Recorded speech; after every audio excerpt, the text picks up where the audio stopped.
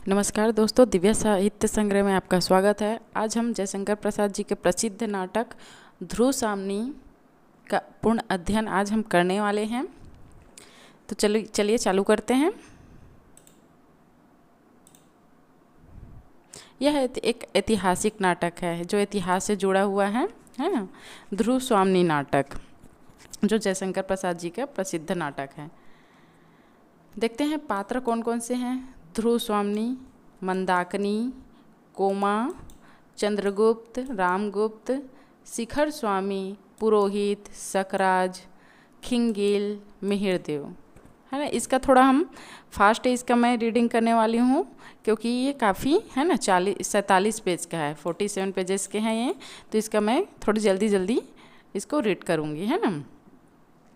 सामंत कुमार, शक सामंत, प्रतिहारी, प्रहरी, दासी, कुबड़ा बौना, हिजड़ा, नर्तकियाँ, सभी क्या हो गए इस नाटक के पात्र, है ना। चलिए आगे हम चालू करते हैं। प्रथम अंक, है ना। नाटक क्या हमेशा अंकों में विभाजन होता है ना। तो कितने अंकों का नाटक है, आज हम ध्रुव सामनी नाटक का पूर्ण इसका अध्ययन करेंगे। तो देखते हैं प्रथम अंक में क्या होता है।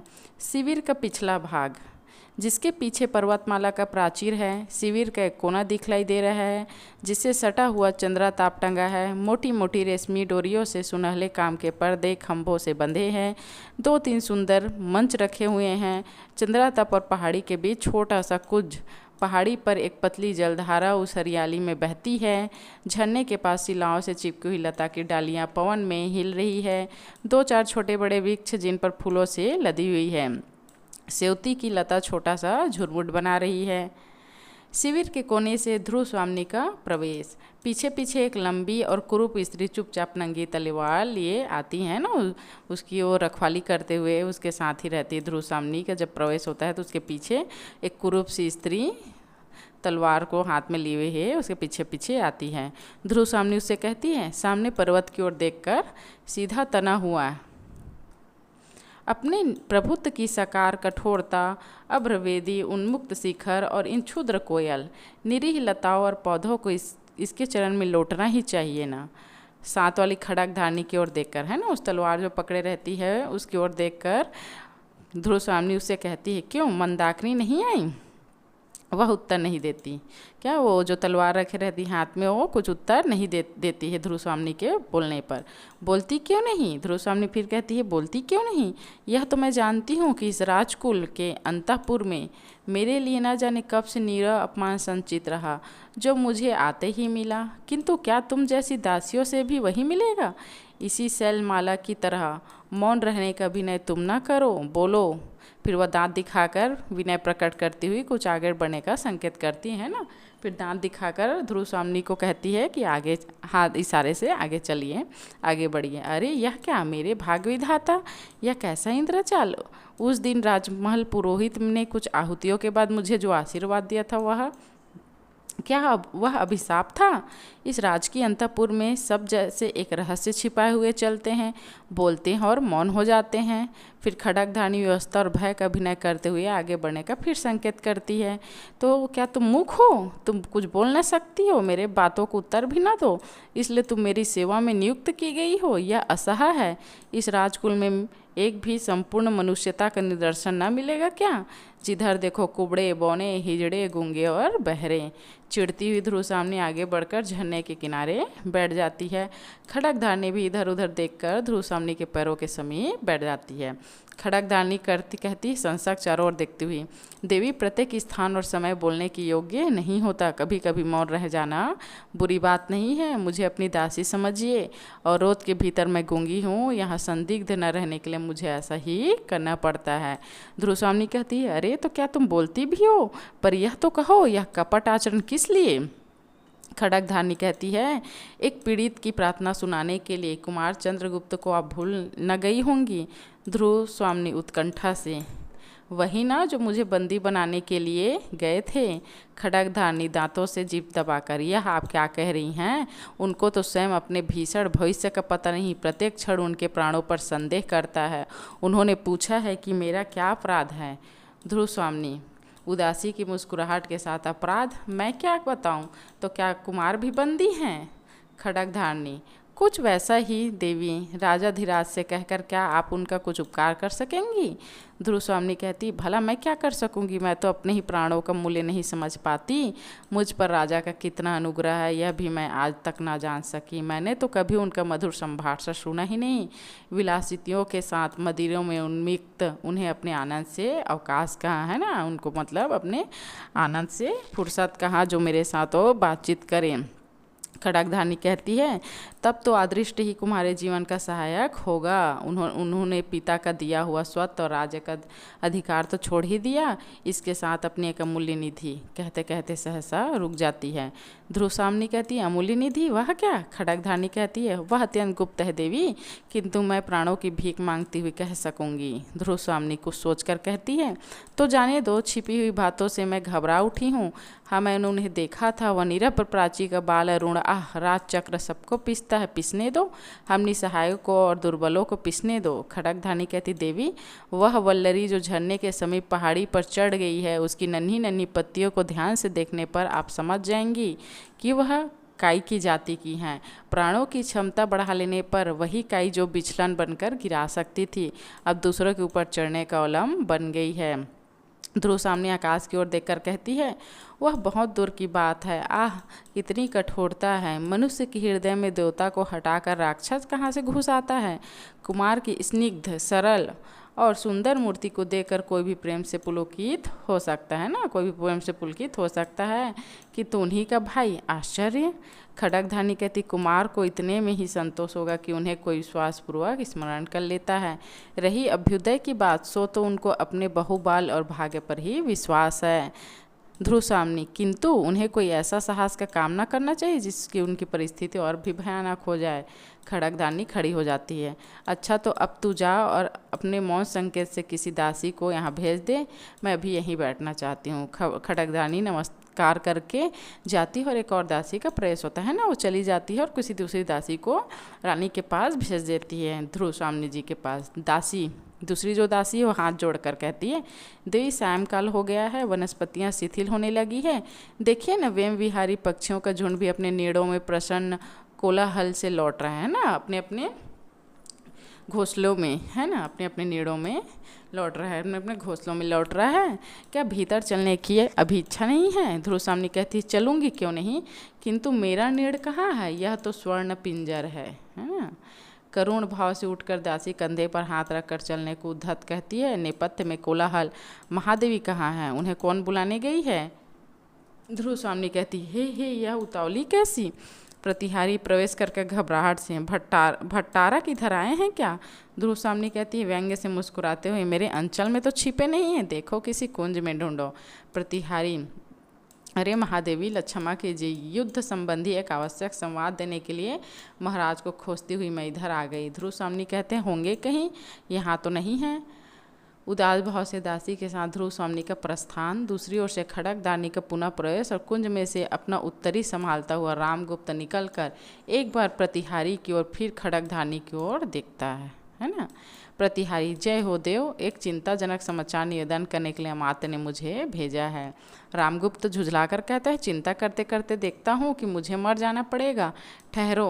खड़गधानी से कहता है, हाँ जी, तुमने अपना काम तो अच्छा किया, किंतु मैं समझ न सका कि चंद्रगुप्त का वह अब भी प्यार करती है या नहीं। खड़गधानी प्रतिहारी की ओर देखकर चुप रह जाती है। रामगुप्त कहता है, प्रतिहारी की ओर क्रोध से देखता हुआ, तुमसे मैंने कह न दिया कि अभी मुझे अवकाश नहीं, ठहर कर आना।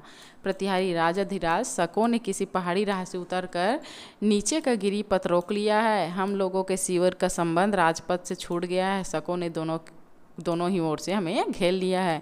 रामगुप्त कहते हैं, दोनों ओर से घिरा रहने में शिविर और भी सुरक्षित है। मूर्ख, चुप रह। खड़गधानी से, तो ध्रुव देवी क्या मन ही मन चंद्रगुप्त को है ना, मेरा संदेह ठीक? प्रतिहारी हाथ जोड़कर, अपराध क्षमा हो देव, अमात्य युद्ध परिषद में आपकी प्रतीक्षा कर रहे हैं। रामगुप्त हृदय पर हाथ रखकर कहता है, युद्ध तो यहाँ भी चल रहा है, देखता नहीं? जगत के अनुपम सुंदरी मुझे स्नेह नहीं करती और मैं हूँ इस देश का राजाधिराज, है ना। प्रतिहारी, महाराज शुकराज का संदेश लेकर एक दूत भी आया है।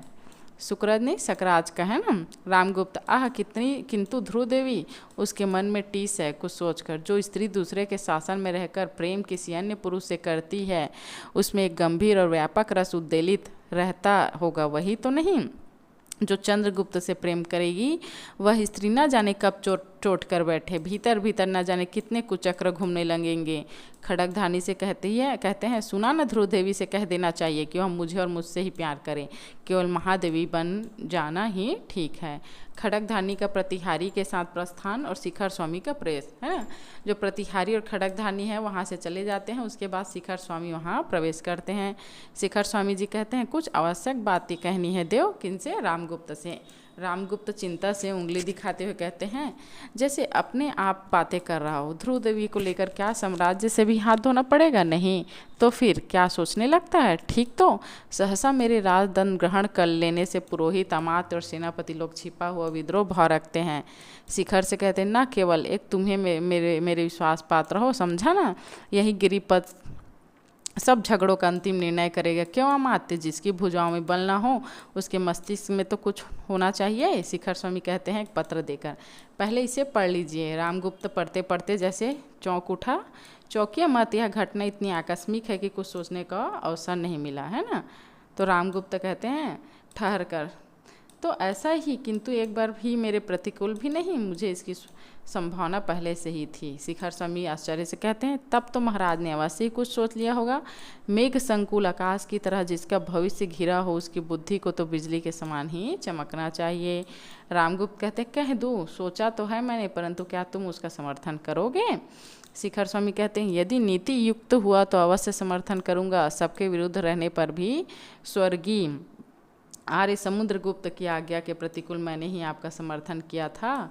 नीति सिद्धांत के आधार पर ज्येष्ठ पुत्र राजपुत्र को। रामगुप्त बात काट कर कहता है वह तो मैं जानता हूँ, किंतु इस समय जो प्रश्न सामने आ गया है उस पर विचार करना चाहिए। यह तुम जानते हो कि मेरी इस विजय यात्रा का कोई गुप्त उद्देश्य है, उसकी सफलता भी सामने दिखाई पड़ रही है। हाँ, थोड़ा सा साहस चाहिए। शिखर स्वामी वह क्या? रामगुप्त सगदूत संधि के लिए जो प्रमाण चाहता है उसे अस्वीकार न करना चाहिए। ऐसा करने से इस संकट के बहाने जितनी विरोधी प्रकृति है उस सबको हम लोग सहज से ही हटा सकेंगे। शिखर स्वामी कहते हैं भविष्य के लिए यह चाहे अच्छा हो, किंतु इस समय तो हम लोग को बहुत से विघ्नों का सामना करना पड़ेगा। रामगुप्त हंसकर कहते हैं तब तुम्हारी बुद्धि कब काम में आएगी? और हाँ, चंद्रगुप्त के मनोभाव का कुछ पता लगा? शिखर स्वामी कहते हैं कोई नई बात तो नहीं। रामगुप्त मैं देखता हूँ कि मुझे पहले अपने अंतःपुर के ही विद्रोह का दमन करना होगा। निश्वास लेकर ध्रुवदेवी के हृदय में चंद्रगुप्त की आकांक्षा धीरे धीरे जाग रही है। शिखर स्वामी कहते हैं यह असंभव नहीं है, किंतु महाराज इस समय आपको दूत से साक्षात करके उपस्थित राजनीति पर ध्यान देना चाहिए। यह एक विचित्र बात है कि प्रबल पक्ष संधि के लिए संदेश भेजें। रामगुप्त कहते हैं विचित्र हो चाहे सचित्र, अमात्य तुम्हारी राजनीतिज्ञता इसी में है कि भीतर और बाहर के सब शत्रु एक ही चाल में परास्त हो तो चलें। दोनों का प्रस्थान होता है। मंदाकिनी ससंग भाव से प्रवेश। मंदाकिनी चारों ओर देखकर कहती भयानक समस्या है। मूर्खों ने स्वार्थ के लिए साम्राज्य के गौरव का सर्वनाश करने का निश्चय कर लिया है। सच है, वीरता जब भागती है तब उसके पैरों से राजनीतिक छल छंद की धूल उड़ती है। कुछ सोच कर कहती है कुमार चंद्रगुप्त को यह सब समाचार शीघ्र ही मिलना चाहिए। गूंगी के अभिनय में महादेवी के हृदय का आवरण तनिक सा हटा, किंतु वह थोड़ा सा स्निग्ध भाव भी कुमार के लिए कम महत्व नहीं रखता। कुमार चंद्रगुप्त कितना समर्पण का भाव है उसमें, और उसका बड़ा भाई रामगुप्त कपटाचारी रामगुप्त। जी करता है इस कलुपित वातावरण से कहीं दूर विस्मृति में अपने को छिपा लूं, पर मंदा तुम्हें विधाता ने क्यों बनाया? सोचने लगती है नहीं, मुझे हृदय कठोर करके अपने कर्तव्य करने के लिए यहाँ रुकना होगा। न्याय का दुर्बल पक्ष ग्रहण करना होगा, है ना। चंद्रगुप्त और रामगुप्त क्या दोनों भाई रहते हैं, लेकिन उत्तराधिकारी कौन रहता है? राज्य में अधिकार कौन करते रहते हैं राज्य में, है ना? रामगुप्त। देखो गाती है यह कसक अरे आंसू सहजा, बनकर विनम्र अभिमान मुझे मेरा अस्तित्व बता रह जा। बन प्रेम छलक कौन कोने कोने, अपने नीरव गाथा कह जा। करुणा बन दुखिया वसुधा, शीतलता फैलाता बह जा। जाती है ध्रुव स्वामी को उदास भाव से धीरे धीरे प्रवेश। पीछे एक परिचारिका पान का डिब्बा और दूसरे चमर लिए आती है। ध्रुव स्वामी एक मंच पर बैठकर अधरों पर उंगली रखकर कुछ सोचने लगती है और चमरधारणी चमर चलाने लगती है। ध्रुव स्वामी दूसरी परिचारिका से कहती है, हाँ क्या कहा शिखर स्वामी, कुछ कहना चाहते हैं? कह दो, कल सुनूंगी, आज नहीं। परिचारिका कहती, जैसी आज्ञा तो मैं कह आऊँ कि अमात्य से कल महादेवी बात करेंगी। ध्रुव स्वामी कहती है, कुछ सोच कर ठहरो, तो गुप्त साम्राज्य का अमात्य है, उससे आज ही भेंट करना होगा। हाँ यह तो बताओ, तुम्हारे राजकुल में नियम क्या है? पहले अमात्य की मंत्रणा सुननी पड़ती है, तब राजा से भेंट होती है। परिचारिका दांतों से जीभ दबाकर, ऐसा नियम तो मैंने नहीं सुना है। यह युद्ध शिविर है ना, परम भट्टकारक को अवसर न मिला होगा। महादेवी आपको संदेह न करना चाहिए। ध्रुव स्वामी कहती, मैं महादेवी ही हूँ ना, यदि यह सत्य है तो क्या तुम मेरी आज्ञा से कुमार चंद्रगुप्त को यहाँ बुला ला सकती हो? मैं चाहती हूँ कि अमात्य के साथ कुमार से भी कुछ बातें कर लूँ। परिचारिका कहती, क्षमा कीजिए, इसके लिए तो पहले अमात्य से पूछना होगा। ध्रुव स्वामी क्रोध से उसकी ओर देखने लगती है और वह पान का डिब्बा रखकर चली जाती है। एक बौने कुबड़े और हिजड़े के साथ प्रवेश। कुबड़ा, युद्ध भयानक युद्ध। बौना कहता है, हो रहा है कि कहीं होगा मित्र? हिजड़ा कहता है, बहनों यही युद्ध करके दिखाओ ना, महादेवी भी देख ले। महादेवी कौन? ध्रुव स्वामी है ना, जो कुबड़ा बौना हिजड़ा है। वो कह रहे हैं कि युद्ध हो रहा है, युद्ध भयानक, तो यही करके दिखाओ ना, वही युद्ध कौन देख ले? ध्रुव स्वामी, महादेवी। बौना कुबड़े से कहते, सुनता है रे, तू अपना हिमांचल इधर कर दे, मैं दिग्विजय करने के लिए कुबेर पर चढ़ाई करूँगा। उसकी कुबड़ को दिखाता है और कुबड़ा अपने घुटनों और हाथों के बल बैठ जाता है। हिजड़ा कुबड़े के पीठ पर बैठता है। बौना एक मूर्छल लेकर तलवार की तरह उसे घुमाने लगता है। हिजड़ा कहता है, अरे यह तो मैं हूँ, नल कुबेर की वधू, दिग्विजयी वीर। क्या तुम स्त्री से युद्ध करोगे? लौट जाओ, कल आना। मेरे ससुर और आर्यपुत्र दोनों ही उर्वशी और रंभा के अभिसार में अभी नहीं आए। कुछ आज ही तो युद्ध करने का शुभ मुहूर्त नहीं? बौना कहता, पोर्छल से पट्टा घुमाता हुआ, नहीं, आज ही युद्ध होगा। तुम स्त्री नहीं हो, तुम्हारी उंगलियों तो मेरी तलवार से भी अधिक चल रही है। कुबर तुम्हारे नीचे है, तब मैं कैसे मान लूँ कि तुम ना तो नल कुबेर हो ना कुबेर? तुम्हारे वस्त्रों से मैं धोखा ना खा जाऊँगा। तुम पुरुष हो, युद्ध करो। हिजड़ा कहता है उसी तरह मटकते हुए, अरे मैं स्त्री हूँ बहनों, कोई मुझसे ब्याह भले ही कर सकता है, लड़ाई में क्या जानूँ। दासी के साथ शिखर स्वामी का उसी समय प्रवेश होता है। शिखर स्वामी भी कहता है, महादेवी की जय हो, है ना। दूसरी ओर से एक युवती दासी के कंधे का सहारा लिए कुछ मदिरा के नशे में रामगुप्त का प्रवेश। मुस्कुराता हुआ बनों का खेल देखने लगता है। ध्रुव स्वामी उठकर खड़ी हो जाती है और शिखर स्वामी रामगुप्त को संकेत करता है। रामगुप्त कुछ भर्राए हुए कंठ में, महादेवी की जय हो। ध्रुव स्वामी, स्वागत महाराज। रामगुप्त एक मंच पर बैठ जाता है और शिखर स्वामी ध्रुव स्वामी के इस उदासीन शिष्टाचार से चकित होकर सिर खुजलाने लगता है। कुबड़ा कहता है, दोहाई राजाधिराज, मुझ हिमालय का कुबड़ दुखने लगा। न तो यह नल कुबेर की बहू मेरे कुबड़ से उठती है और न तो यह बौना मुझे विजय ही कर लेता है। रामगुप्त हंसते हुए कहते, वाह रे वामन वीर, दिग्विजय का नाटक खेला जा रहा है या क्या? बौना अकड़ कर, वामन के बलि विजय की गाथा और 3 पगों की महिमा सब लोग जानते हैं। मैं भी 3 लात में इसका कुबड़ सीधा कर सकता हूँ। कुबड़ा, लगा दे भाई बौने, फिर यह अचल हेमकूट बनना तो छूट जाए। हिजड़ा कहता है, देखो जी, मैं नल कुबेर की वधू इस पर बैठी हूँ। बौना, झूठ युद्ध के डर से पुरुष होकर भी यह स्त्री बन गया है।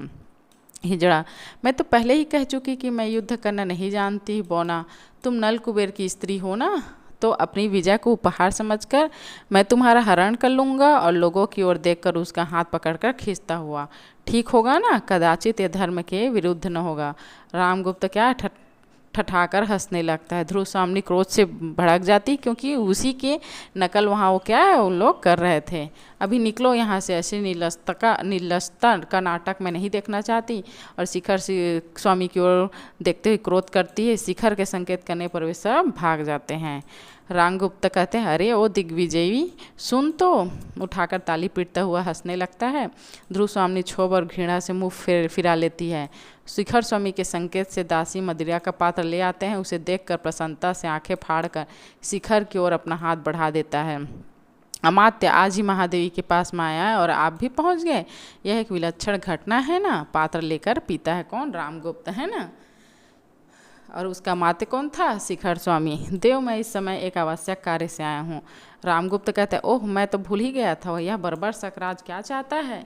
मैं आक्रमण ना करूं, इतना ही तो, जाने दो, युद्ध कोई अच्छी बात तो नहीं। शिखर स्वामी कहता है, वह और भी कुछ चाहता है। रामगुप्त, क्या कुछ सहायता भी मांग रहा है? शिखर स्वामी सिर झुकाकर गंभीरता से, नहीं देव, वह बहुत ही असंगत अशिष्ट याचना कर रहा है ना, मतलब मांग कर रहा है। रामगुप्त, क्या कुछ कहो भी? शिखर स्वामी, क्षमा हो महाराज, दूत तो अवध्य होता ही है, इसलिए उनका संदेश सुनाना ही पड़ेगा। वह कहता था कि सकरात से महादेव ध्रुव स्वामी का रुक कर फिर ध्रुव स्वामी की ओर देखने लगता है। ध्रुव स्वामी सिर हिलाकर कहने की आज्ञा देती है। विवाह संबंध स्थिर हो चुका था। बीच में ही आर्य समुद्रगुप्त की विजय यात्रा में महादेवी के पिताजी ने उपहार में उन्हें गुप्त कुल में भेज दिया, इसलिए महादेवी को वह। रामगुप्त कहते, ये क्या कहते हो अमात्य, क्या वह महादेवी को मांगता है? शिखर स्वामी, हाँ देव, साथ ही अपने सामंतों के लिए भी मगध के सामंतों की स्त्रियों को मांगता है। रामगुप्त सांस लेकर कहता है, ठीक ही है, जब उसके यहाँ सामंत है तब उन लोगों के लिए भी स्त्रियाँ चाहिए। हाँ, क्या यह सच है कि महादेवी के पिता ने पहले सकरात से इनका संबंध स्थिर कर लिया था? शिखर स्वामी, यह तो मुझे नहीं मालूम। ध्रुव स्वामी रोज से फूलती हुई टहलने लगती है। रामगुप्त, महादेवी अमात्य क्या पूछ रहे हैं? ध्रुव स्वामी कहती, इस प्रथम संभाषण के लिए मैं कृतज्ञ हुई महाराज, किंतु मैं भी यह जानना चाहती हूँ कि गुप्त साम्राज्य क्या स्त्री संप्रदान से ही बड़ा है? रामगुप्त झेप कर हंसता हुआ, हे बताइए अमात्य जी।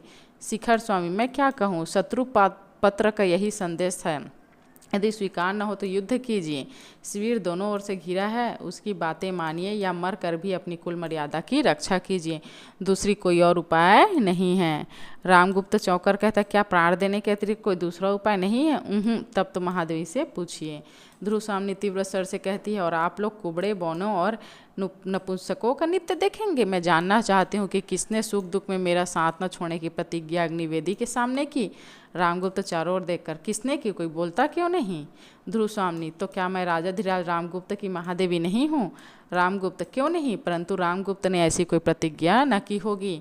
मैं तो उस दिन द्राक्षासों में डुबकी लगा रहा था, पुरोहितों ने न जाने क्या क्या पढ़ा दिया होगा, उन सब बातों का बोझ मेरे सिर पर हिलाकर कदापि नहीं। ध्रुव स्वामी निसहाय होकर दीनता से शिखर स्वामी के प्रति, यह तो हुई राजा की व्यवस्था, अब सुनो मंत्री महोदय क्या कहते हैं।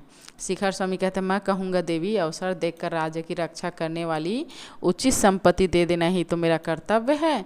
राजनीति के संबंध में राष्ट्र की रक्षा सब उपायों से करने का आदेश, उसके लिए राजा रानी कुमार अमात्य सबका विसर्जन किया जा सकता है, किंतु राज विसर्जन अंतिम उपाय है।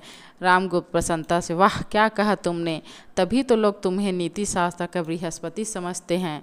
ध्रुव स्वामी, अमात्य तुम बृहस्पति हो चाहे शुक्र, किंतु धूर्त होने से ही क्या मनुष्य भूल नहीं कर सकता?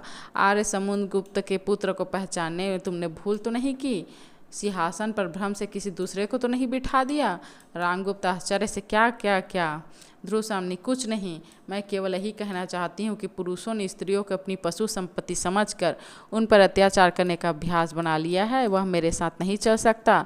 यदि तुम मेरी रक्षा नहीं कर सकते, अपने कुल की मर्यादा, नारी का गौरव नहीं बचा सकते, तो मुझे बेच भी नहीं सकते हो। हाँ, तुम लोगों को आपत्ति से बचाने के लिए मैं स्वयं यहाँ से चली जाऊँगी। शिखर स्वामी मुंह बनाकर, राजनीति में ऐसी बातों की स्थान नहीं। जब तक नियमों के अनुसार संधि का पूर्ण रूप से पालन न किया जाए, तब तक संधि का कोई अर्थ ही नहीं। ध्रुव स्वामी, देखती हूँ कि इस राष्ट्र रक्षा यज्ञ में रानी की बलि होगी ही। शिखर स्वामी, दूसरा कोई उपाय नहीं? ध्रुव स्वामी क्रोध से पैर पटक कर, उपाय नहीं तो ना हो निर्लज्ज अमात्य, फिर ऐसा प्रस्ताव मैं सुनना नहीं चाहती। रामगुप्त कहते हैं चौंक कर, इस छोटी सी बात के लिए इतना बड़ा उपद्रव?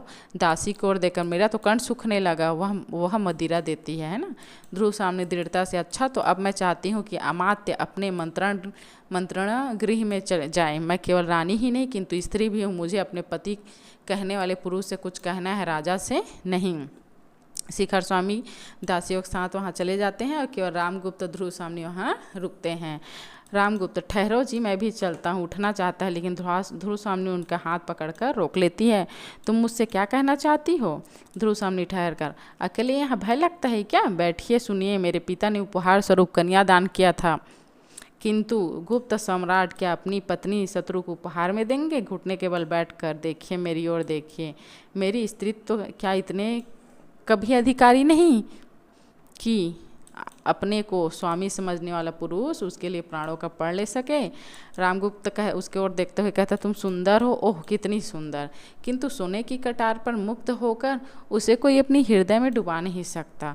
तुम्हारी सुंदरता, तुम्हारा नारीत्व अमूल्य हो सकता है, फिर भी अपने लिए मैं स्वयं कितना आवश्यक हूँ कदाचित तुम यह नहीं जानती हो।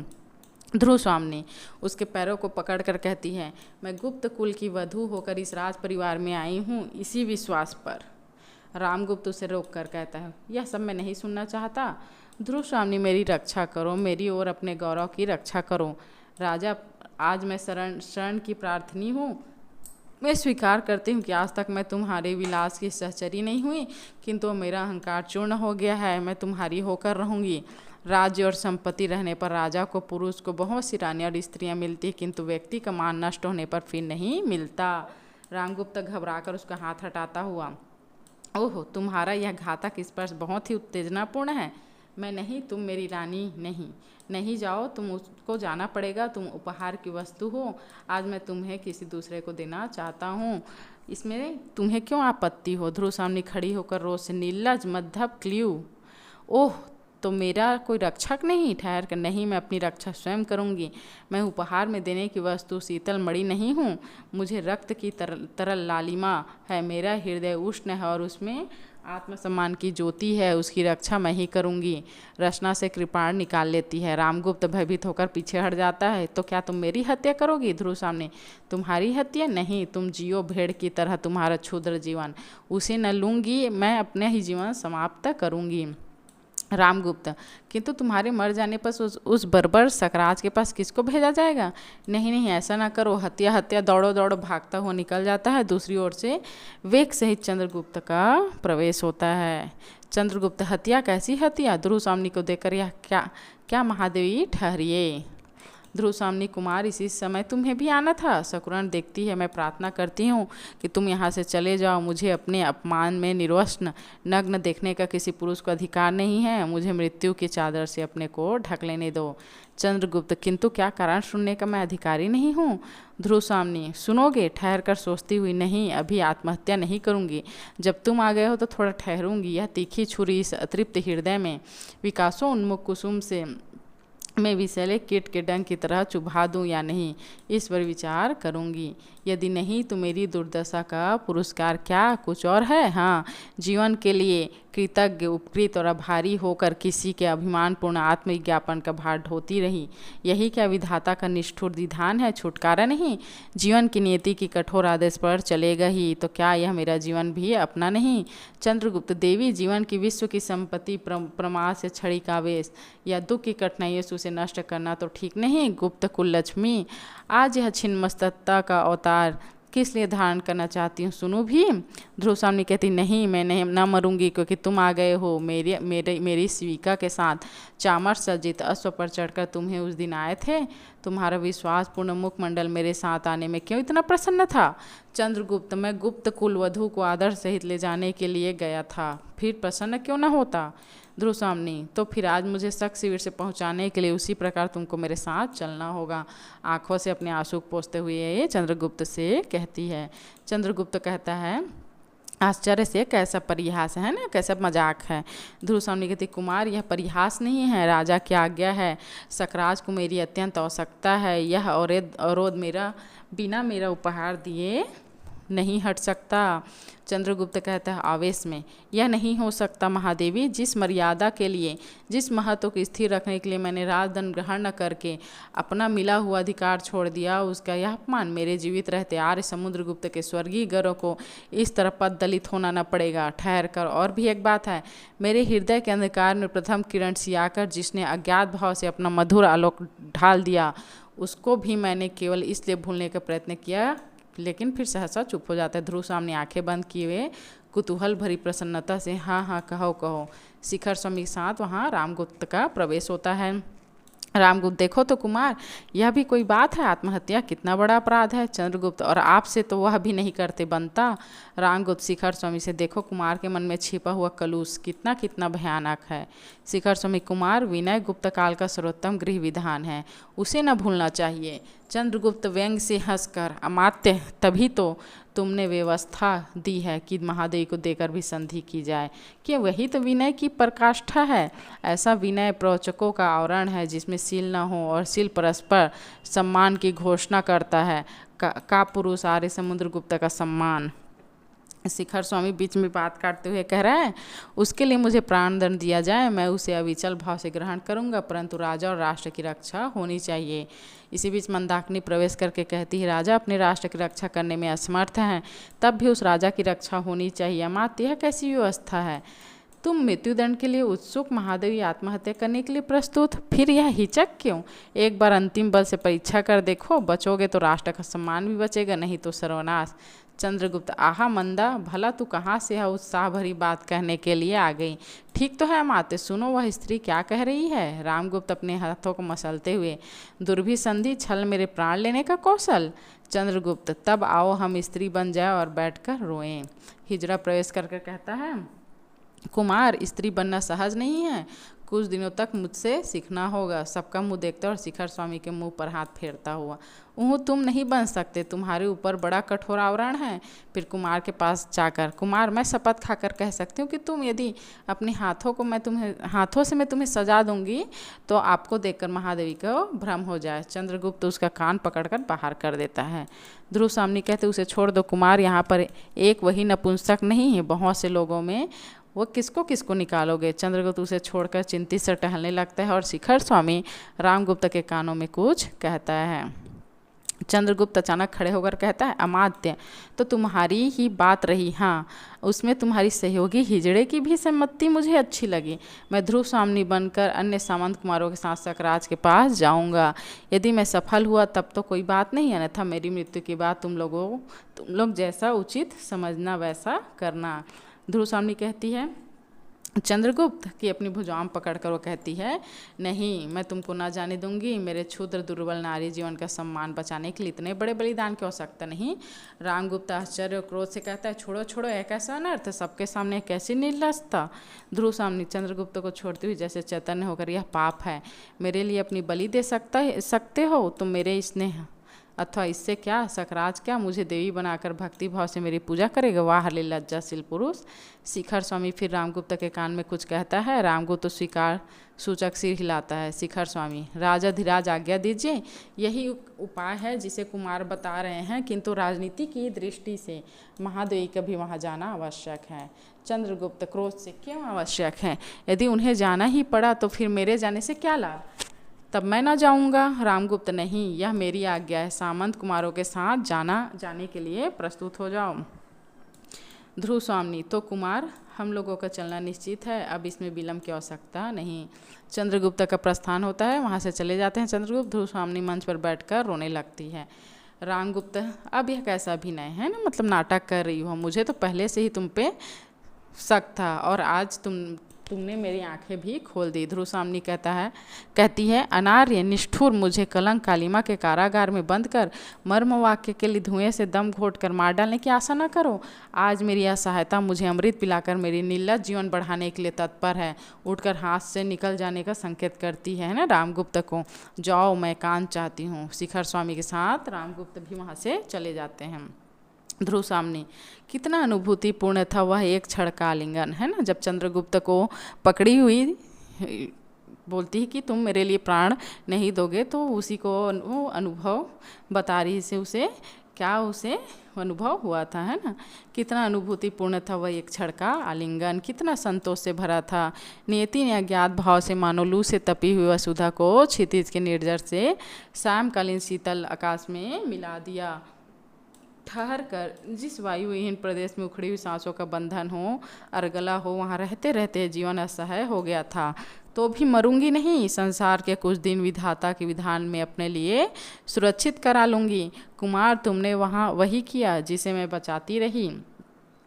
तुम्हारे उपकार और स्नेह की वर्षा से मैं भीगी जा रही हूँ। ओह, हृदय पर उंगली रखकर इस वक्ष स्थल में दो हृदय हैं क्या? जब अतरंग हाँ करना चाहता है तब ऊपरी मन में ना क्यों कहला देता है? चंद्रगुप्त प्रवेश करता है ना। महादेवी, हम लोग प्रस्तुत हैं, किंतु ध्रुव सामनी के साथ शक शिविर में जाने के लिए हम लोग सहमत नहीं। ध्रुव सामनी हंसकर कहती है, राजा की आज्ञा मान ले। नहीं, पर्याप्त नहीं, रानी की भी बात ना मानोगे? मैंने तो पहले ही कुमार से प्रार्थना की थी कि मुझे जैसे ले आए हो उसी तरह पहुंचा भी दो। चंद्रगुप्त, नहीं, मैं अकेला ही जाऊंगा। ध्रुव सामनी कहती, कुमार, यह मृत्यु निर्वासन का सुख तुम अकेले ही लोगे? ऐसा नहीं हो सकता। राजा की इच्छा क्या है यह जानते हो? मुझसे और तुमसे एक साथ ही छुटकारा तो फिर वही क्यों ना हो। हम दोनों ही चलेंगे। मृत्यु के गह्वर में प्रवेश करने के समय मैं भी तुम्हारी ज्योति बनकर बुझ जाने की कामना रखती हूँ और फिर एक विनोद प्रलय का परिहास देख सकूंगी। मेरी सहचरी तुम्हारा वह ध्रुव स्वामी का वेश ध्रुव स्वामी ही ना देखे तो किस काम का? दोनों हाथों में चंद्रगुप्त चिबुक पकड़कर शकुन देखती है। चंद्रगुप्त अधकुली आंखों से देखता हुआ, तो फिर चलो। सामंत, कुमारों के आगे आगे मंदाकिनी का गंभीर स्वर से गाते हुए प्रवेश। पैरों के नीचे जलधर हो, बिजली से उनका खेल चले। संकीर्ण कगारों के नीचे सत सत झरने बेमेल चले। सन्नाटे में हो विकल पवन, पादप निज पद हो चूम रहे, तब भी गिरिपथ का अथक पाथिक ऊपर ऊंचे सब झेले चले। पृथ्वी की आंखों में बनकर छाया का पुतला बढ़ता हो, सुने तब में हो ज्योति बना अपनी प्रतिमा को गढ़ता हो। पीड़ा की अकुल उड़ाता सा, बाधाओं को ठुकराता सा, कष्टों पर कुछ मुस्काता सा, ऊपर ऊंचे सब झेल चले। खिलते हो छत के फूल, वहाँ बन व्यथा तमीसा के तारे। पद पद पर तांडव नर्तन हो, स्वर सप्तक होवे लय सारे। भैरव रव से हो व्याप्त दिशा, हो काँप रही भय चकित निशा। हो सब श्वेत धार बहती कपीसा, ऊपर ऊंचे सब झेल चले। विचलित हो अचल न मौन रहे, निष्ठुर श्रृंगार उतरता हो। क्रंदन कंपन्ना पुकार बने, निज साहस पर निर्भरता हो। अपनी ज्वाला को आप पिए, नवनील कंठा की छाप लिए।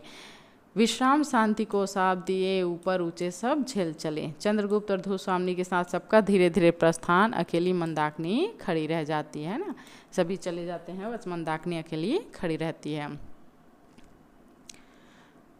ठीक इधर कई दिनों से महाराज अपने युद्ध गृह में लगे हुए हैं और मैं भी यहाँ नहीं आई, तो फिर इनकी चिंता कौन करता? उस दिन मैंने यहाँ 2 मंच और रख देने के लिए कह दिया था, पर सुनता कौन है?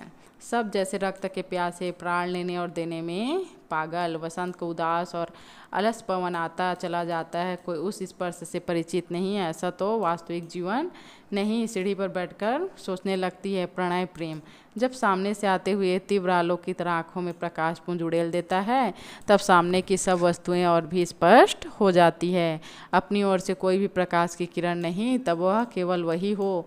पागलपन भूल हो, दुख मिले, प्रेम करने की एक ऋतु हो, उसमें चुकना, उसमें सोच समझ कर चलना, दोनों बराबर हैं। सुना है दोनों ही संसार के चतुरों की दृष्टि में मूर्ख बनते हैं। तब कोमा तू किसे अच्छा समझती है? गाती है, यौवन तेरे चंचल छाया, इसमें बैठ घूट भर पी लूँ जो रस तू लाया। मेरे प्याले में मत बनाकर कब तू छली समाया। जीवन वंशी के छिद्रों में स्वर बन कर लहराया। पल भर रुकने वाली कह तू पथिक कहाँ से आया। फिर चुप होकर आंखें बंद किए तन्मय होकर बैठी रह जाती है।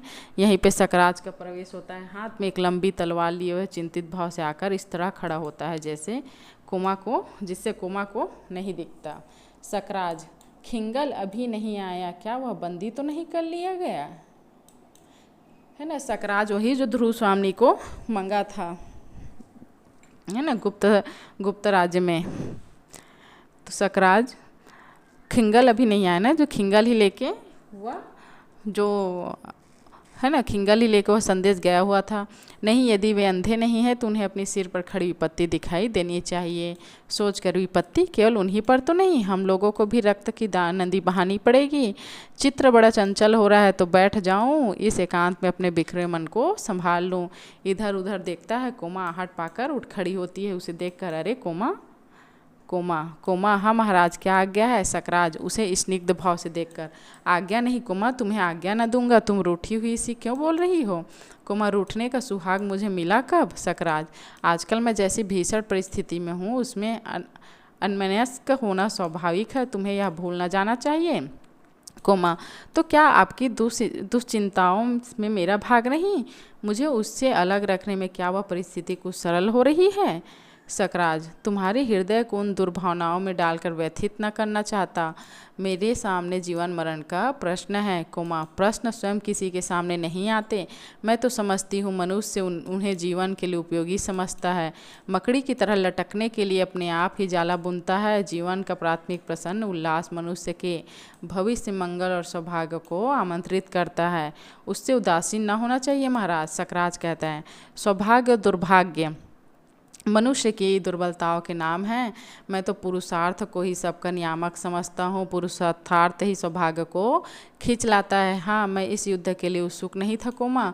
मैं ही दिग्विजय के लिए नहीं निकला था। कोमा, संसार के नियम के अनुसार आप अपने से महान के सम्मुख थोड़ा सा विनीत बनाकर इस उपद्रव से अलग रह सकते थे। सकराज, यही तो मुझसे नहीं हो सकता। कोमा, अभावमयी लघुता में मनुष्य अपने को महत्वपूर्ण दिखाने का अभिनय ना करे तो क्या अच्छा नहीं? सकराज चिढ़कर कहता है, यह शिक्षा भी रहने दो कोमा। मैं किसी से बड़ा नहीं तो छोटा भी नहीं बनना चाहता। तुम अभी तक पाषाणी प्रतिमा की तरह वहीं खड़ी हो, मेरे पास आओ। कोमा कहती है, पाषाणी? हाँ राजा, पाषाणी के भीतर भी कितने मधुर बहते रहते हैं। उनमें मदिरा नहीं, शीतल जल की धारा बहती है। प्यासो तृप्ति। सकराज, किंतु मुझे तो इस समय स्फूर्ति के लिए एक प्याला मदिरा ही चाहिए। कोमा एक छोटा सा मंच रख देती है और चली जाती है। सकराज मंच पर बैठ जाता है। खिंगल का फिर प्रवेश होता है। कोमा स्थिर दृष्टि से देखती हुई, मैं ले आती हूँ, आप बैठिए। सकराज, कहो जी, क्या समाचार हैं?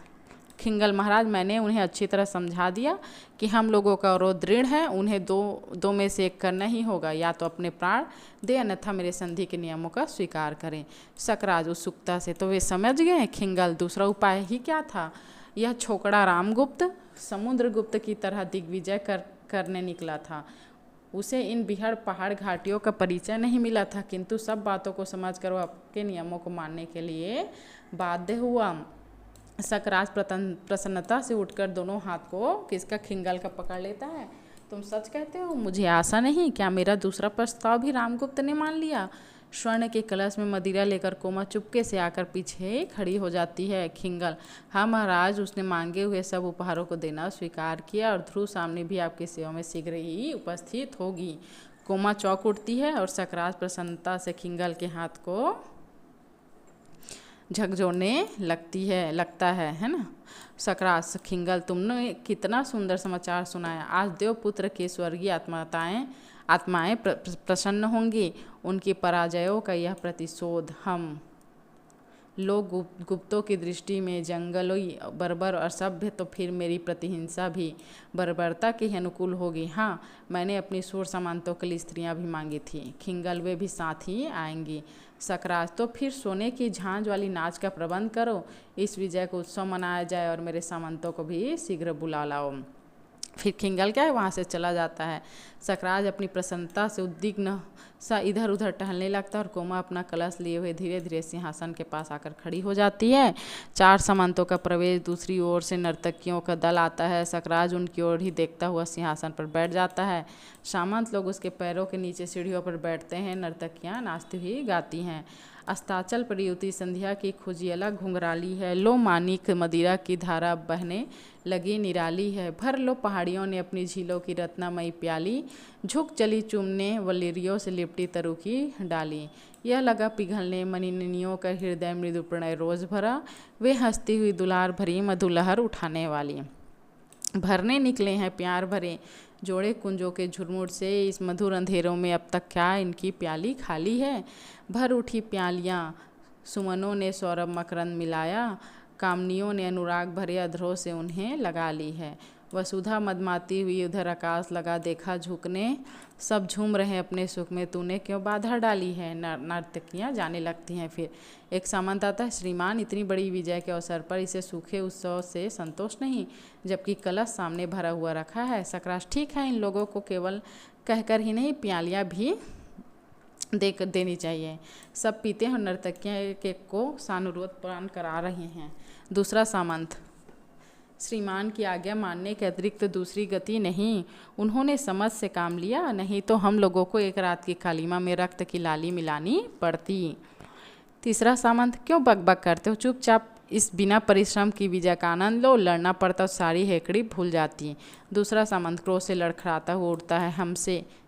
तीसरा सामंत, हाँ जी तुमसे। दूसरा सामंत, तो फिर आओ तुम ही से निपट ले, सब परस्पर लड़ने की चेष्टा कर रहे हैं। सकराज खिंगल को संकेत करता है, वह उन लोगों को बाहर लिवा जाता है। सूर्यनाद। सकराज, रात्रि के आगमन की सूचना हो गई है, दुर्ग का द्वार अब शीघ्र ही बंद होगा, अब तो हृदय अधीर हो रहा है। खिंगल। खिंगल का पुनः प्रवेश, है ना, खिंगल फिर आता है। खिंगल, दुर्ग तोरण में स्वीकाएँ आ गई है। सकराज गर्व से, तो वह विलम्ब क्यों, उन्हें अभी ले आओ। खिंगल सविनय, किंतु रानी की एक प्रार्थना है। सकराज, क्या। खिंगल, वह पहले केवल सीमा से ही सीधे भेंट करना चाहती है, उसकी मर्यादा। सकराज ठठा कर हंसते हुए, क्या कहा मर्यादा, भाग्य ने झुकने के लिए जिन्हें प्रवेश कर दिया, उन लोगों के मन में मर्यादा का ध्यान और भी अधिक रहता है, यह उनकी दयनीय दशा है। खिंगल, वह श्रीमान की रानी होने के लिए आ रही है। सकराज हंसकर, अच्छा तुम मध्यस्थ हो ना, तुम्हारी बातें मानकर मैं उसे एकांत में ही भेंट करूंगा, जाओ। खिंगल का फिर प्रस्थान होता है, खिंगल वहाँ से चला जाता है।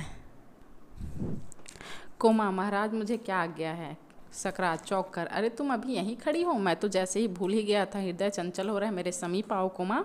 कोमा, नई रानी के आगमन की प्रसन्नता से। सकराज संभल कर, नई रानी का आना क्या तुम्हें अच्छा नहीं लगा। कोमा।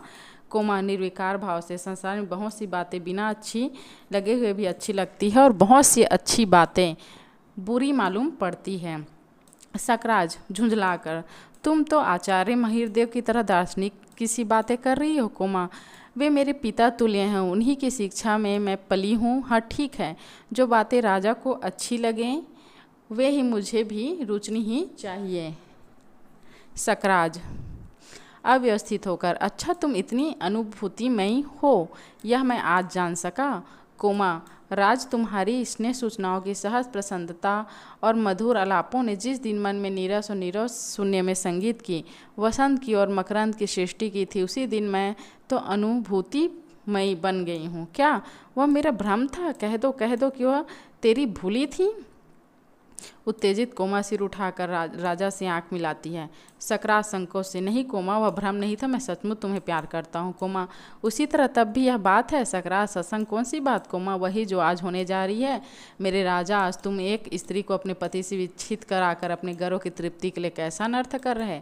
सकराज हंसकर बातों का मजाक उड़ाते हुए, पागल कोमा, मेरी राजनीति का प्रतिशोध है।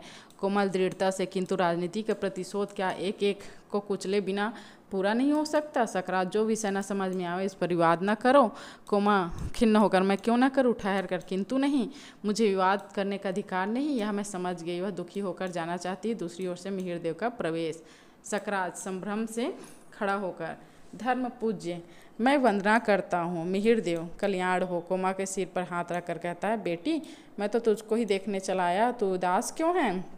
सकराज की ओर गूढ़ दृष्टि से देखने लगता है। सकराज, आचार्य रामगुप्त का दर्प दलन करने के लिए मैंने ध्रुव सामनी को उपहार में भेजने की आज्ञा दी थी। आज रामगुप्त की रानी मेरे दुर्ग में आई है, कोमा को इससे आपत्ति। मिहिरदेव गंभीरता से, ऐसा काम में तो आपत्ति ही होनी ही चाहिए राजा। स्त्री का सम्मान नष्ट करके तुम जो भयानक अपराध करोगे उसका फल क्या अच्छा होगा, और भी यह अपनी भावी पत्नी के प्रति तुम्हारा अत्याचार होगा। सकराज क्षोभ से, भावी पत्नी।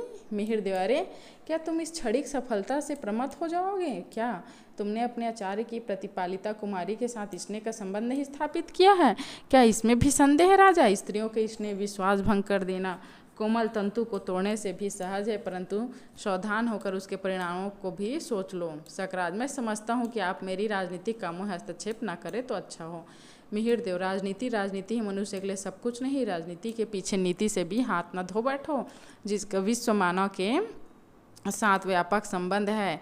राजनीति की साधारण छलनाओं से सफलता प्राप्त करके क्षण भर के लिए तुम्हें अपने को चतुर समझ लेने का भूल कर सकते हो, परंतु इस भीषण संसार में एक प्रेम करने वाले हृदय को खो देना सबसे बड़ी हानि है। सकराज, दो प्यार करने वाले हृदयों के बीच स्वर्गीय ज्योति का निवास है। सकराज, बस बहुत हो चुका, आपके महत्व की भी एक सीमा होगी।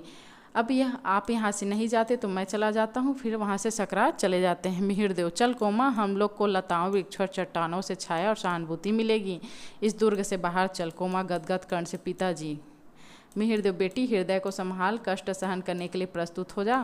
प्रताड़ना से बड़ा मोह होता है, उसे छोड़ने का मन नहीं करता। कोमा छल का बहिरंग सुंदर होता है, विनीत और आकर्षण भी, पर दुखदायी और हृदय को बेधने के लिए इस बंधन को तोड़ डाल। कोमा सकुरन तोड़ डालूं पिताजी, मैंने जिसने अपने आंसुओं से सींचा वही दुलार भरी बल्लरी मेरी आंख बंद कर चलने से मेरे ही पैरों से उलझ गई। दे दूं एक झटका, उसकी हरी हरी पत्तियां कुचल जाए, वह छिन्न होकर धूल में लौटने लगी। न ऐसी कठोर आज्ञा न दो। मिहिरदेव निश्वास लेकर आकाश को देखते हुए, यहाँ तेरी भलाई होती तो मैं चलने के लिए ना कहता, हम लोग अखरोट की छाया में बैठेंगे, झरनों के किनारे दाग के कुंजों में विश्राम करेंगे, जब नीले आकाश में मेघों के टुकड़े मानसरोवर जाने वाले हंसों का अभिनय करेंगे, तब तुम अपनी तकली पर उन काददी हुई कहानी कहोगी और मैं सुनूंगा। कोमा तो चलूँ? एक बार चारों ओर देखकर एक घड़ी के लिए मुझे। मिहिरदेव उब कर आकाश की ओर देखता हूँ, तू नहीं मानती? वह देख, नील लोहित रंग धूमकेतु अभी चल भाव से इस दुर्ग की ओर कैसा भयानक संकेत कर रहे। कोमा उधर देखते हुए, तब भी एक क्षण मुझे। मिहिरदेव पागल लड़की, अच्छा मैं फिर आऊँगा, तू सोच ले, विचार कर ले। जाता है। कोमा जाना ही होगा, तब यह मन ही उलझन क्यों? अमंगल का अभिशाप अपनी क्रूर हंसी से इस दुर्ग को कपा देगा और सुख के स्वप्न विलीन हो जाएंगे। मेरे यहाँ रहने से उन्हें अपने भाव को छिपाने के लिए बनावटी व्यवहार करना होगा। पग पग पर अपमानित होना मेरे हृदय उसे सह नहीं सकेगा। तो चलूँ? यही ठीक है पिताजी, ठहरिए मैं आती हूँ। सकराज का प्रवेश करके कोमा जाती हूँ। राजा सकरात के कहाँ? आचार्य के पास। मालूम होता है कि वो बहुत ही दुखी होकर चले गए हैं। कोमा धूमकेतु को दिखाकर उन्होंने मुझसे कहा है कि तुम्हारे दुर्ग में रहने से अमंगल होगा। सकराज कहते हैं, भयभीत होकर उसे देखता है, कहते हैं, ओह भयानी पूंछ वाला धूमकेतु, आकाश को उच्छृंखल पर्यटक, नक्षत्र लोक का अभिशाप। कोमा आचार्य को बुलाओ, वे जो आदेश देंगे वही मैं करूँगा, इस अमंगल की शांति होनी चाहिए। कोमा वे बहुत चिढ़ गए हैं, अब उनको प्रसन्न करना सहज नहीं है, वे मुझे अपने साथ लिवा जाने के लिए मेरी प्रतीक्षा करते होंगे। सकराज, कोमा तुम कहाँ जाओगी? कोमा पिताजी के साथ। सकराज, और मेरा प्यार मेरा स्नेह सब भुला दोगी? समंगल की शांति के लिए आचार्य को न समझाओगी?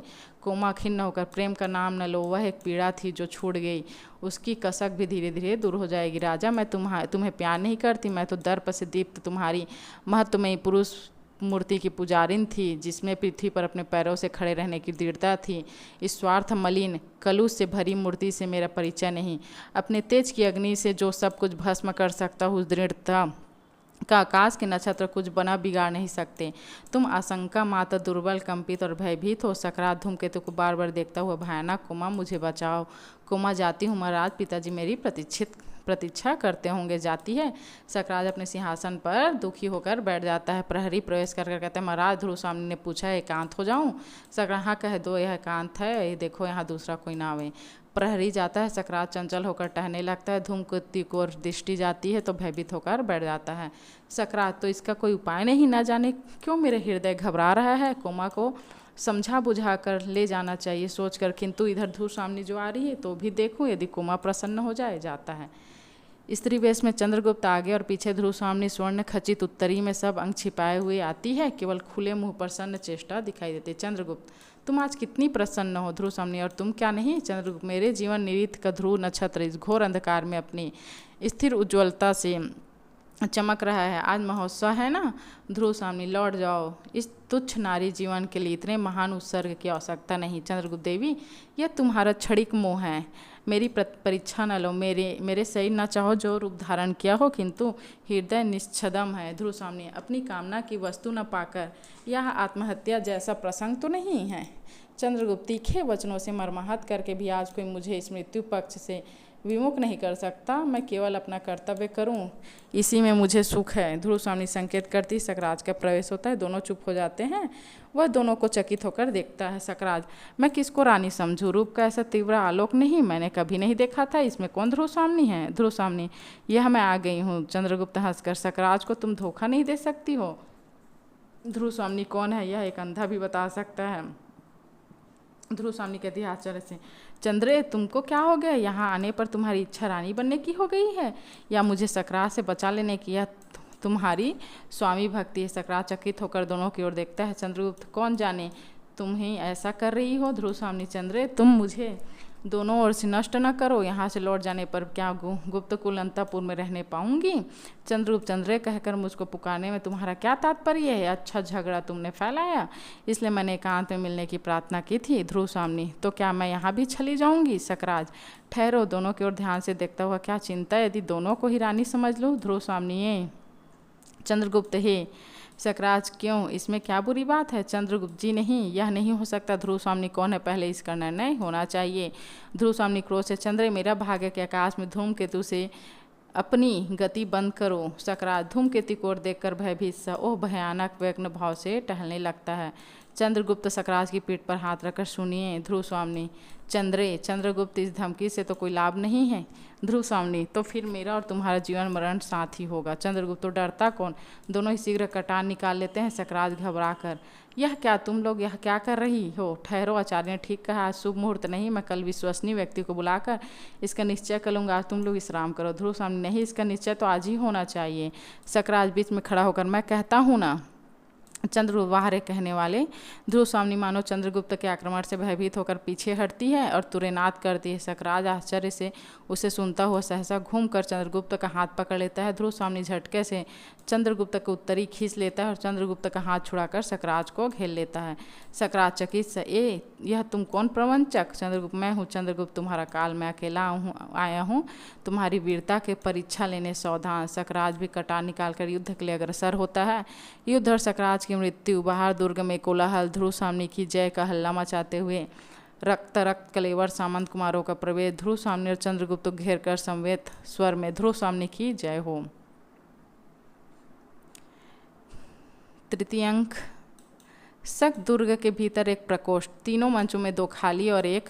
ध्रुव स्वामी पाद पीठ के ऊपर बाएं और दाहिना पर रख कर अधरों से उंगली लगाए चिंता में निमग्न बैठी है। बाहर कुछ कोलाहल होता। सैनिक प्रवेश करके, महादेवी की जय हो। ध्रुव सामने चौंक कर, क्या? सैनिक विजय का समाचार सुनकर राजाधिराज भी दुर्ग में आ गए हैं। अभी तो वे सैनिकों से बात कर रहे हैं। उन्होंने पूछा है, महादेवी कहाँ है? आपकी जैसी आज्ञा हो, क्योंकि कुमार ने कहा है। ध्रुव सामने, क्या कहा है? यही ना कि मुझसे पूछकर राजा यहाँ आने पावे। ठीक है, अभी तो बहुत थकी हूँ। सैनिक जाने लगता है उसे रोककर, अरे सुनो, तो तुमने यह नहीं बताया कि कुमार के घाव अब कैसे हैं? सैनिक, घाव चिंताजनक नहीं है, उन पर पट्टियाँ बन चुकी है। कुमार प्रधान मंडप में विश्राम कर रहे हैं। ध्रुव सामने, अच्छा जाओ। फिर सैनिक चले जाते हैं। मंदाकिनी सहसा प्रवेश करके, भाभी बधाई, जैसे भूल कर गई हो। नहीं नहीं महादेवी, क्षमा कीजिए। ध्रुव स्वामी, मंदा, भूल से ही तुमने आज एक प्यारी बात कह दी, उसे क्या लौटा लेना चाहती हो? आह, यदि वह सत्य होती। पुरोहित प्रवेश करते हैं। मंदाकिनी, क्या इसमें भी संदेह है? ध्रुव स्वामी, मुझे तो संदेह का इंद्रजाल ही दिखाई पड़ रहा है। मैं न तो महादेवी हूँ न तुम्हारी भाभी। पुरोहित को देखकर चुप रह जाती है। पुरोहित कहता है, आश्चर्य से इधर उधर देखता हो, तब मैं क्या करूँ? मंदाकिनी, क्यों, आपको कुछ कहना है क्या?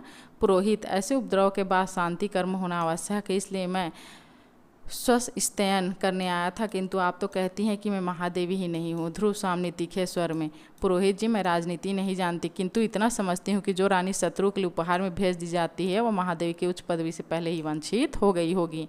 मंदाकिनी, किंतु आप तो भाभी होना भी अस्वीकार करती हैं। ध्रुव स्वामी, भाभी कहने का तुम्हें रोग हो तो कह लो, क्योंकि इन्हीं पुरोहित जी ने उस दिन मुझे मंत्रों को पढ़ा था।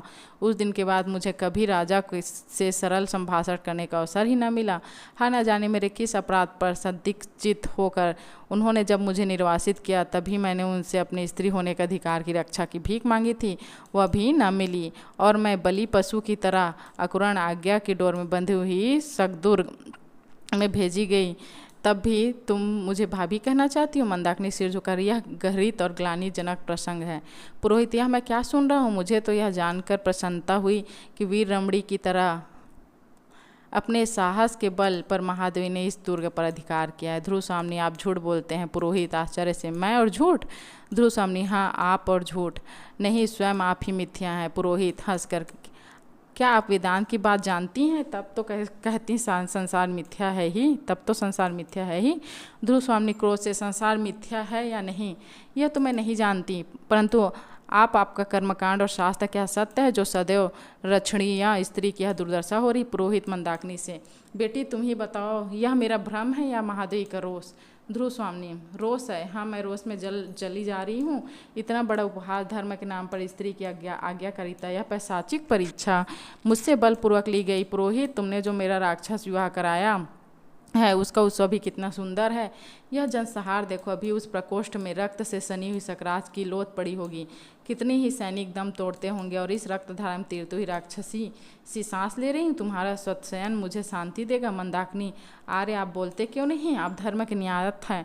जिन स्त्रियों का धर्म बंधन में बांध कर उनकी सम्मति के बिना आप उनका सब अधिकार छीन लेते हैं, तब क्या धर्म के पास कोई प्रतिकार, कोई संरक्षण नहीं रख छोड़ते जिससे वे स्त्रियां अपनी आपत्ति में अवलंब मांग सके? क्या भविष्य के सहयोग की कोरी कल्पना से उन्हें आप संतुष्ट रहने की आज्ञा देकर विश्राम ले लेते?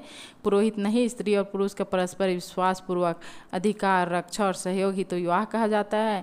यदि ऐसा न हो तो धर्म और विवाह खेल है।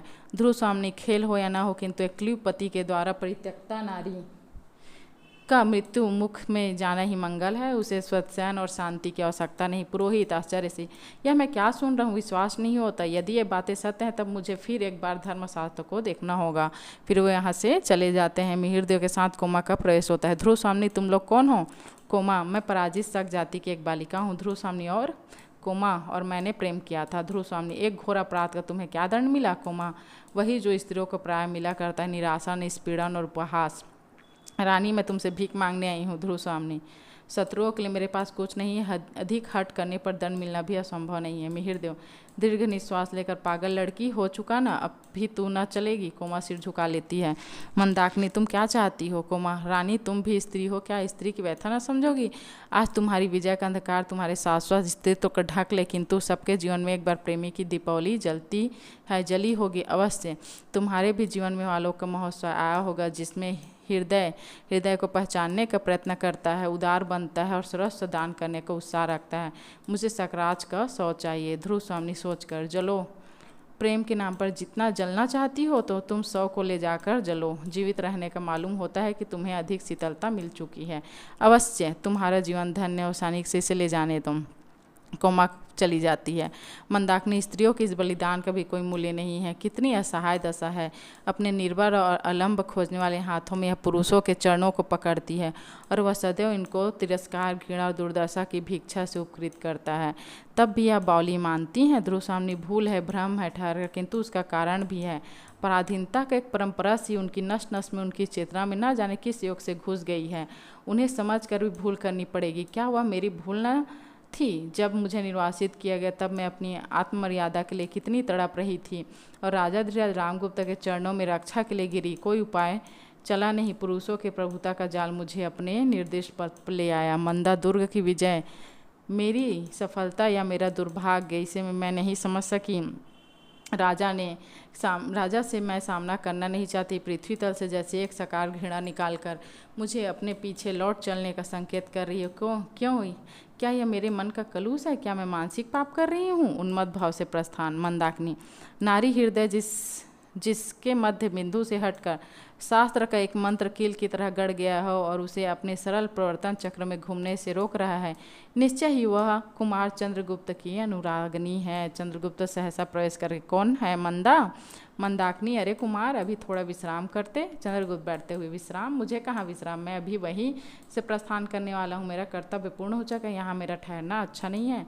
मंदाकिनी, किंतु भाभी की जो बुरी दशा है। चंद्रगुप्त, क्यों, उन्हें क्या हुआ? मंदाकिनी चुप रहती। बोलो, मुझे अवकाश नहीं है। राजा धीराज का सामना होता ही क्या हो जाएगा मैं नहीं कह सकता, क्योंकि अब यह राजनीति छल प्रपंच मैं नहीं सह सकता। मंदाकिनी, किंतु उन्हें इस असहाय अवस्था में छोड़कर आपका जाना क्या उचित होगा? और चुप रह जाती हैं। चंद्रगुप्त, और क्या, वही क्यों नहीं कहती हो? मंदाकिनी, तो क्या उसे भी कहना होगा?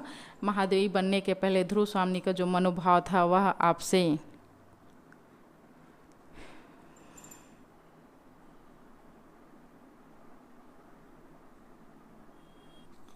आपसे छिपा नहीं।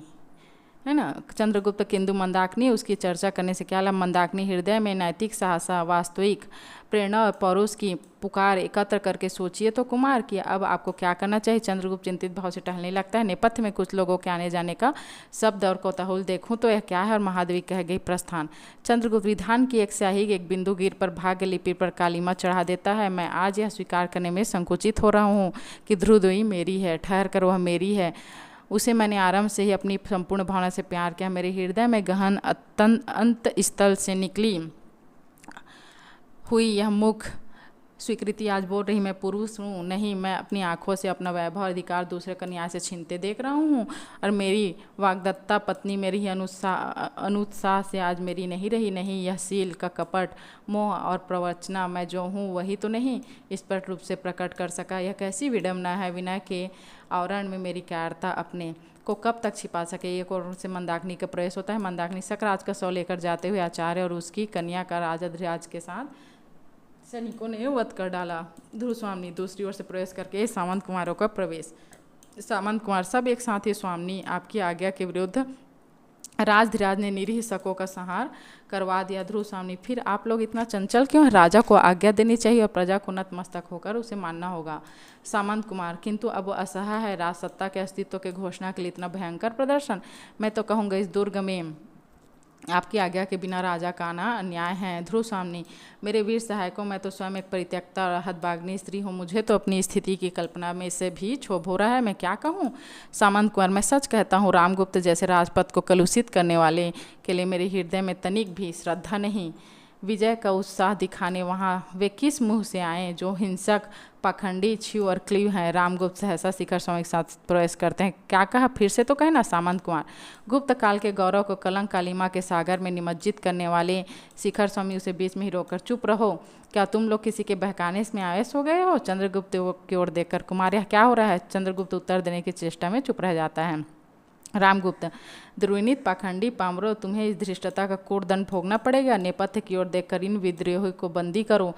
रामगुप्त के सैनिक आकर सामंतों को बंदी बनाते हैं। रामगुप्त संकेत पाकर सैनिक लोग चंद्रगुप्त की ओर बढ़ते हैं और चंद्रगुप्त श्रृंखला में बन जाता है। ध्रुव स्वामी कुमार मैं कहती हूँ कि तुम प्रतिवाद करो। किस अपराध के लिए यह दंड ग्रहण कर रहे हो। चंद्रगुप्त दीर्घ श्वास लेकर चुप हो जाता है। रामगुप्त हंसकर कुचक्र करने वाले क्या बोलेंगे। ध्रुव स्वामी और जो लोग बोल सकते हैं अपनी पवित्रता की दुधुम्बी बजाते हैं वे सब के सब साधु होते हैं ना। चंद्रगुप्त से कुमार तुम्हारी जीवा पर कोई बंधन नहीं है, कहते क्यों नहीं। मेरा यही अपराध है कि मैंने कोई अपराध नहीं किया। रामगुप्त महादेवी ध्रुव स्वामी उसे न सुनते हुए चंद्रगुप्त से झटक दो इन लौह श्रृंखलाओं को। यह मिथ्या ढोंग कोई नहीं सहेगा, तुम्हारे कुद्ध दुर्दय भी नहीं।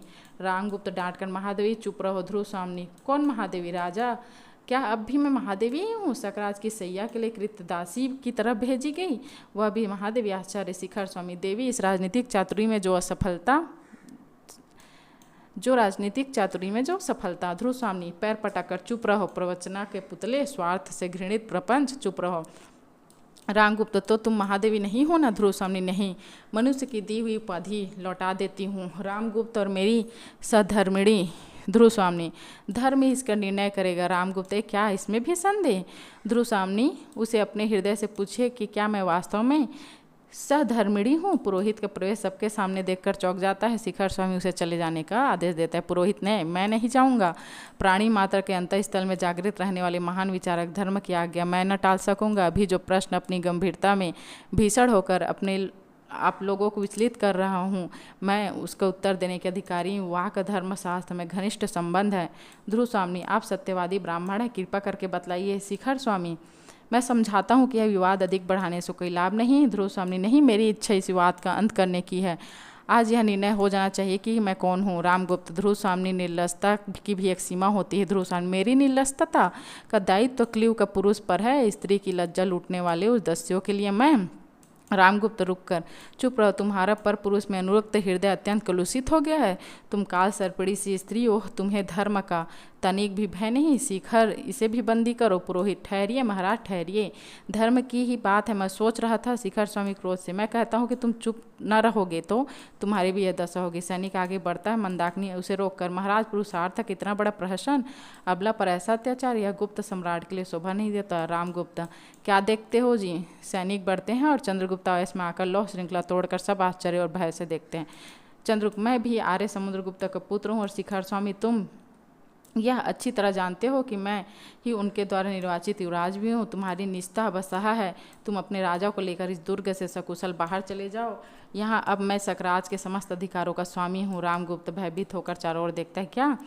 ध्रुव स्वामी चंद्रगुप्त से, यही तो कुमार। चंद्रगुप्त, इन सामंत कुमारों को मुक्त करो। सैनिक वैसा ही करते हैं। शिखर स्वामी के संकेत से रामगुप्त धीरे धीरे भय से पीछे होकर बाहर चले जाते हैं। शिखर स्वामी, कुमार, इस कला को मिटाने के लिए हम लोगों को परिषद का निर्णय माननी होना चाहिए। मुझे आपके आधिपत्य से कोई विरोध नहीं, किंतु सब काम विधान के अनुकूल होना चाहिए।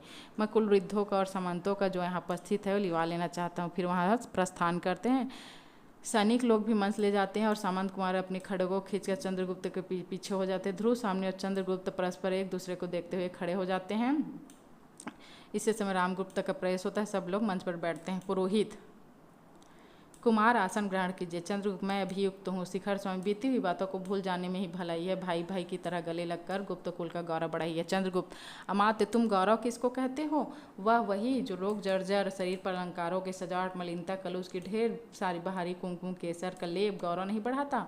कुटिलता की प्रतिमूर्ति, बोलो मेरी वाग्दत्ता पत्नी और पिता द्वारा दिए मेरे सिंहासन का अपहरण किसके संकेत से हुआ और छल से? रामगुप्त, यह उन्मत्त प्रलाप बंद करो। चंद्रगुप्त, तुम मेरे भाई ही हो ना, मैं तुमको क्षमा करता हूँ। चंद्रगुप्त, मैं उसको मांगता नहीं और क्षमा देने का अधिकार भी तुम्हारा नहीं है।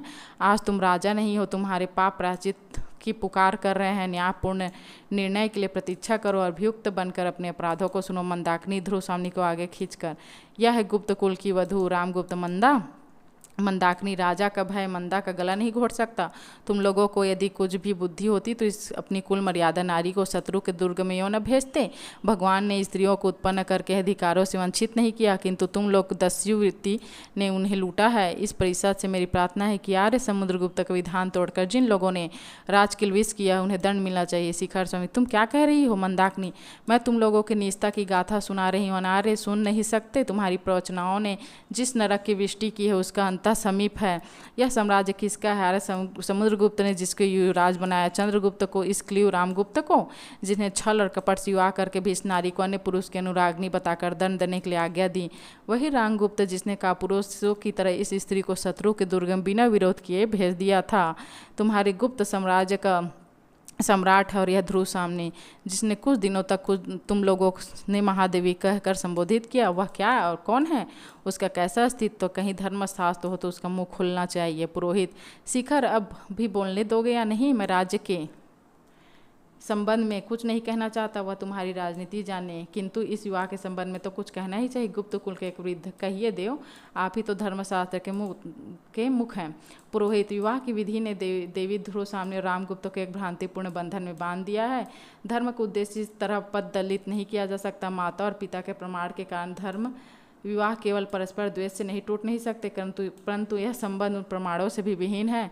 और भी रामगुप्त को देखकर, यह रामगुप्त मृत और प्रविजिता तो नहीं, पर गौरव से नष्ट, आचरण से पतित और कर्मों से राजकिलविषी क्लीव है। ऐसी अवस्था में रामगुप्त ध्रुव स्वामी पर कोई अधिकार नहीं। रामगुप्त क्रोध से खड़ा होकर, मूर्ख, तुमको पृथ्वी मृत्यु का भय नहीं? पुरोहित, तनिक भी नहीं। ब्राह्मण केवल धर्म से भयभीत होता है, अन्य किसी भी शक्ति को तुच्छ समझता है। तुम्हारे बाधिक मुझे धार्मिक सत्य कहने से रोक नहीं सकते। उन्हें बुलाओ, मैं प्रस्तुत हूँ। मंदाकिनी, धन्य हो ब्रह्मदेव। शिखर स्वामी, किंतु निर्भीक। पुरोहित, तुम क्लीव शब्द का प्रयोग कर रहे हो। पुरोहित हंसकर, राजनीतिक दस्यु, तुम शस्त्रार्थ न करो। क्लीव, श्री कृष्ण ने अर्जुन को क्लीव किस लिए कहा था? जिसे अपनी स्त्री को दूसरे की अंकगामिनी बनने के लिए भेजने को संकोच नहीं, वही क्लीव नहीं तो और क्या है? मैं स्पष्ट कहता हूँ कि धर्मशास्त्र रामगुप्त से ध्रुव स्वामी की मोक्ष की आज्ञा देता है। परिषद के सब लोग अनार्य, पतित और क्लीव रामगुप्त गुप्त साम्राज्य के पवित्र राज सिंहासन पर बैठने का अधिकारी नहीं। रामगुप्त सशंक और भयभीत से इधर उधर देखकर, तुम सब पाखंडी हो, विद्रोही हो। मैंने न्यायपूर्ण अधिकार को तुम्हारे जैसे कुत्तों के भौंकने पर न छोड़ दूंगा शिखर स्वामी, किंतु परिषद का विचार तो मानना ही होगा। रामगुप्त रोने के स्वर में, शिखर तुम भी ऐसा कहते हो? नहीं, मैं यह नहीं मानूंगा। ध्रुव स्वामी, रामगुप्त तुम अभी इस दुर्ग से बाहर जाओ। रामगुप्त, यह परिवर्तन तो मैं सचमुच क्ली हूँ क्या? धीरे से हटता हुआ चंद्रगुप्त के पीछे पहुंचकर उसे कटार निकाल कर मारना चाहता है। चंद्रगुप्त को विपन्न देखकर कुछ लोग चिल्ला उठते हैं। जब तक चंद्रगुप्त घूमता है तब तक एक सामंत रामगुप्त पर प्रहार करके चंद्रगुप्त की रक्षा कर लेता है। रामगुप्त गिर पड़ता है। सामंत कुमार, राजा धीराज चंद्रगुप्त की जय हो। परिषद, महादेवी ध्रुव सामने की जय हो। वहीं पे इस नाटक का अंत होता है। 3 अंक पे है। ध्रुव सामने तीन अंकों में विभाजित है। धन्यवाद दोस्तों। आज हमने पूरे ध्रुव सामनी नाटक के इस वीडियो में पूर्ण रूप से अध्ययन कर लिया है।